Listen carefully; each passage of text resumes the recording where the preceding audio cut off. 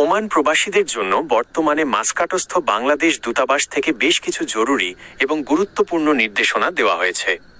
বিশেষ করে 2026 সালের শুরুতে ভিসা সংক্রান্ত নতুন সিদ্ধান্তের প্রেক্ষাপটে নিচের বিষয়গুলো আপনার জানা অত্যন্ত জরুরি। ভিসা নিষেধাজ্ঞা ও শ্রমবাজার সংক্রান্ত আপডেট।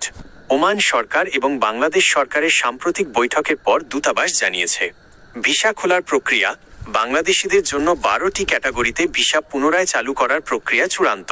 তবে যারা সাধারণ শ্রমিক, আনস্কিল্ড লেবার হিসেবে যেতে চান, তাদের জন্য জব অফার লেটার বা নিয়োগপত্র বাধ্যতামূলক করা হতে পারে। দালাল থেকে সাবধান। দূতাবাস স্পষ্ট জানিয়েছে, ভিসা খোলার খবরের সুযোগ নিয়ে কোনো দালাল বা মধ্যস্বত্বভোগীকে অগ্রিম টাকা দেবেন না। অফিসিয়াল ঘোষণা ছাড়া কোনো লেনদেন না করার পরামর্শ দেওয়া হয়েছে। 2. অবৈধ প্রবাসীদের জন্য সুবর্ণ সুযোগ। অ্যামনেস্টি।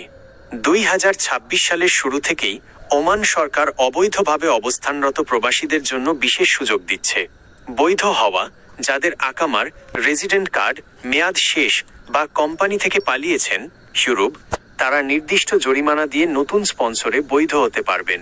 জরিমানা ছাড়া ফেরা, যারা কোনো জরিমানা ছাড়াই দেশে ফিরতে চান, তারা দূতাবাসের মাধ্যমে আউটপাস সংগ্রহ করে দেশে ফিরতে পারবেন।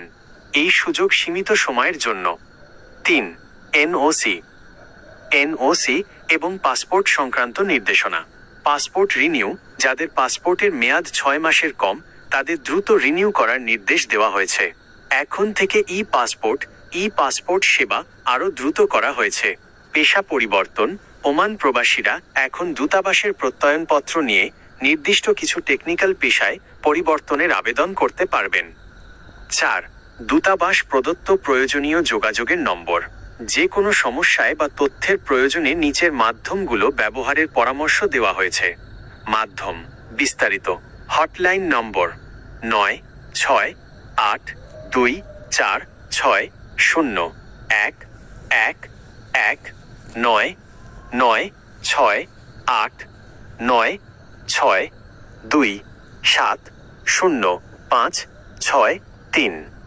ইমেল mission.muscat@mofa.gov.bd এর লিঙ্ক।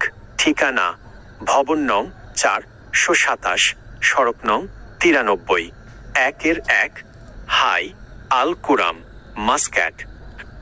5. কিছু জরুরি সতর্কতা। কাজের চুক্তি। ওমানে আসার আগে আপনার বেতন এবং থাকা খাওয়ার বিষয়টি লিখিত চুক্তিতে কন্ট্রাক্ট পেপার দেখে নিন। 2. এনওসি প্রথা। ওমানে কোম্পানি পরিবর্তন করতে চাইলে অবশ্যই আগের মালিকের কাছ থেকে নো অবজেকশন সার্টিফিকেট বা এনওসি নিতে হবে, অন্যথায় আইনি জটিলতা হতে পারে। 3. ড্রাগ এবং আইন। ওমানের কঠোর আইন মেনে চলুন। বিশেষ করে নিষিদ্ধ কোনো ওষুধ বা দ্রব্য সাথে রাখবেন না। আপনি কি বর্তমানে ওমানে আছেন নাকি বাংলাদেশ থেকে ওমান যাওয়ার প্রস্তুতি নিচ্ছেন?